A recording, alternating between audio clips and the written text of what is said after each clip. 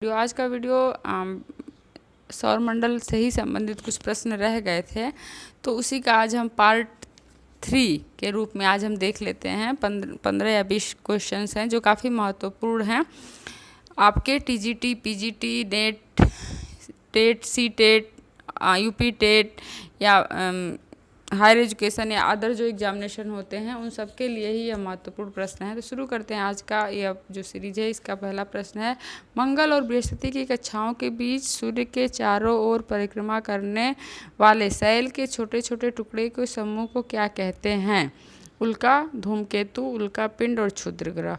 तो इन्हें जो है क्या कहते हैं? क्षुद्र ग्रह कहते हैं, क्योंकि मंगल और बृहस्पति के कक्षाओं के बीच में सूर्य के चारों ओर जो क्षुद्र ग्रह होते हैं वे परिक्रमारत रहते हैं। दूसरा क्वेश्चन है, एक ग्रह के दिन का मान और उसके अक्ष का झुकाव लगभग पृथ्वी के दिन मान और झुकाव के समतुल्य है। सही है यूरेनस के विषय में, नेपच्यून के विषय में, शनि के विषय में और मंगल के विषय में। तो एक ग्रह के दिन का मान और उसके अक्ष का झुकाव पृथ्वी के दिन के मान और अक्ष के झुकाव के समतुल्य है।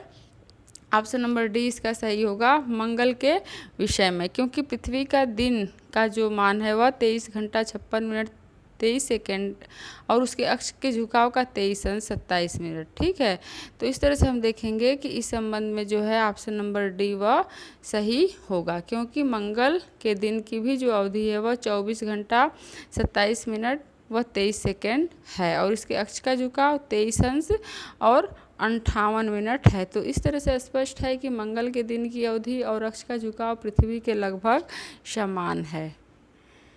नेक्स्ट क्वेश्चन है, सौरमंडल में सबसे बड़ा ग्रह कौन सा है? बृहस्पति, वरुण, यूरेनस और शनि। तो इसके अंतर्गत हम देखेंगे कि सौरमंडल में जो सबसे बड़ा ग्रह है वह है बृहस्पति। ठीक है, ऑप्शन नंबर 1 इसका सही होगा। बृहस्पति जो है वह सौरमंडल का सबसे बड़ा ग्रह है। नेक्स्ट है, सबसे भारी ग्रह कौन सा है? तो ये भी है बृहस्पति। ऑप्शन नंबर ए जो है इसका सही आंसर होगा।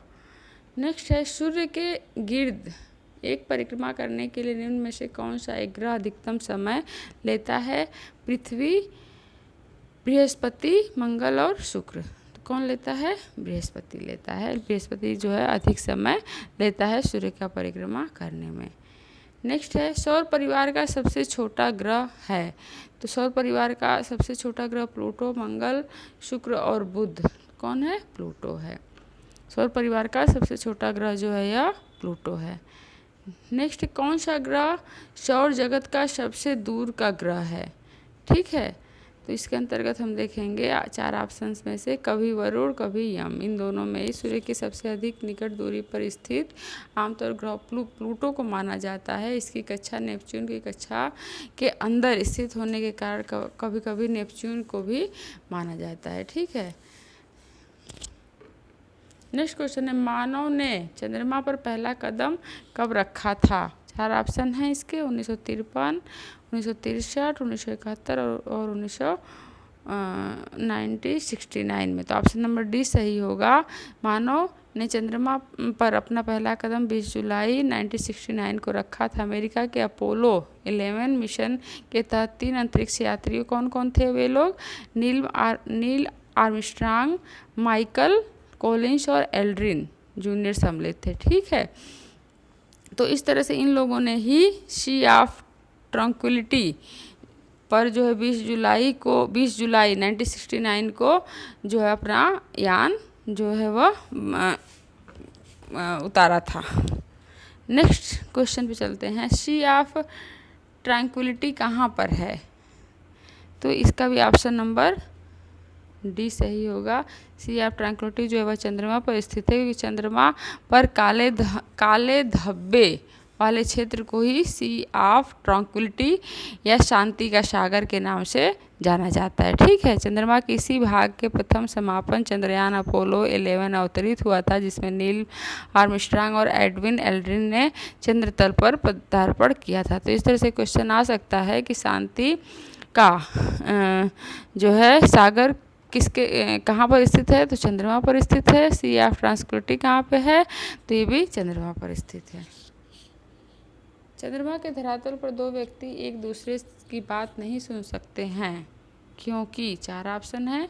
चंद्रमा पर उनके कान काम करना बंद कर देते हैं, चंद्रमा पर वायुमंडल नहीं है, चंद्रमा पर वे विशेष प्रकार के अंतरिक्ष सूट पहने रहते हैं, चंद्रमा पर ध्वनि बहुत ही मंद गति से चलती है। तो क्या है, चंद्रमा पर वायुमंडल नहीं है। ध्वनि तरंगों के संचरण के लिए किसी माध्यम की आवश्यकता होती है और वायुमंडल इसका सशक्त माध्यम है। चंद्रमा पर वायुमंडल का अभाव है, इसी कारण चंद्रमा पर दो व्यक्ति एक दूसरे की बात को नहीं सुन सकते हैं। नेक्स्ट क्वेश्चन है चंद्र ग्रहण। चंद्र ग्रहण कब होता है, जब चंद्रमा पृथ्वी और सूर्य के बीच आ जाता है, जब पृथ्वी सूर्य और चंद्रमा के बीच आ जाता है, जब सूर्य पृथ्वी और चंद्रमा के बीच आ जाता है, उपरोक्त में से कोई नहीं। तो ऑप्शन नंबर जो है बी सही होगा। जब सूर्य एवं चंद्रमा के बीच में कौन आ जाता है, पृथ्वी आ जाती है। ठीक है, सूर्य और चंद्रमा के बीच में पृथ्वी आ जाती है तो सूर्य का प्रकाश जो है वह चंद्रमा तक नहीं पहुंच पाता है। तो इस तरह से जो ग्रह और उपग्रहों का अपना कोई प्रकाश नहीं है, केवल सूर्य के प्रकाश से ही प्रकाशित होते हैं। तो चंद्रमा पर सूर्य का प्रकाश न पड़ने के कारण ही चंद्र ग्रहण होता है। और चंद्र ग्रहण का प्रकार जो है, उसकी लंबाई जो है, उसकी सापेक्षिक स्थितियाँ उसके कक्षीय पथ पर निर्भर करती हैं।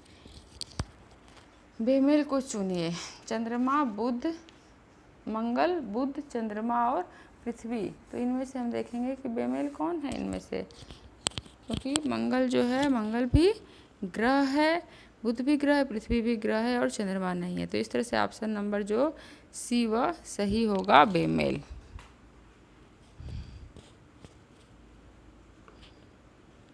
Hello Bob. हेल बॉब किसका नाम है, पुच्छल तारा, कार्टून चरित्र, अंतर्राष्ट्रीय कंपनी और एक खिलौना। तो हेल बॉब जो क्या है, यह एक पुच्छल तारा है। हेल बॉब पुच्छल तारा धूमकेतु है जो 23 जुलाई 1995 को बृहस्पति की कक्षा के बाहर चमक रहा था। इसकी खोज एलन हेल और थॉमस बॉब ने किया था। दोनों खोजकर्ताओं के नाम पर इसका नाम हेल और बॉब्स को मिला करके इस पुच्छल तारे का नामकरण किया गया है। नेक्स्ट क्वेश्चन है उल्का है। उल्का तीव्र गति से चलता तारा, बाह्य अंतरिक्ष से पृथ्वी के वायुमंडल में प्रविष्ट हुए द्रव्य का अंश, तारामंडल का भाग और पुच्छहीन धूमकेतु। तो ऑप्शन नंबर बी इसका सही होगा। उल्का जो है वह बाह्य अंतरिक्ष से पृथ्वी के वायुमंडल में प्रविष्ट हुए द्रव्य का अंश है। उल्का आकाश में प्रकाश की चमकती हुई चमकीली लकीर होती है, जिसे टूटने वाला कहते हैं ना, शूटिंग स्टार और फॉलिंग स्टार। क्या होता है ये, उल्का होता है या टूटता तारा भी इसे कहते हैं। ठीक है, पृथ्वी के वायुमंडल में प्रवेश करते ही घर्षण से चमकने लगते हैं और पृथ्वी पर पहुंचने से पूर्व ही जलकर ये राख हो जाते हैं। तो ठीक है, फिर आज का जो वीडियो में यहीं पे समाप्त करते हैं। उम्मीद है कि आपको वीडियो पसंद आया होगा। ये 3 पार्ट आप देखेंगे, तीनों ब्रह्मांड और सौरमंडल से संबंधित काफ़ी महत्वपूर्ण प्रश्न हैं ये, और आपको काफ़ी इससे सहायता भी मिलेगी, आप बहुत उपयोगी भी होगा। तो फिर ठीक है, अगर आपको वीडियो पसंद आता है तो लाइक करिए, अधिक से अधिक सब्सक्राइब करिए, शेयर करिए और कमेंट के माध्यम से बताइए। अगर आपको कुछ और भी पढ़ना हो तो हम पूरा प्रयास करेंगे कि आप लोगों को उसके बारे में भी अच्छे से बताया जाए। तो फिर ठीक है, मिलते हैं नेक्स्ट वीडियो में।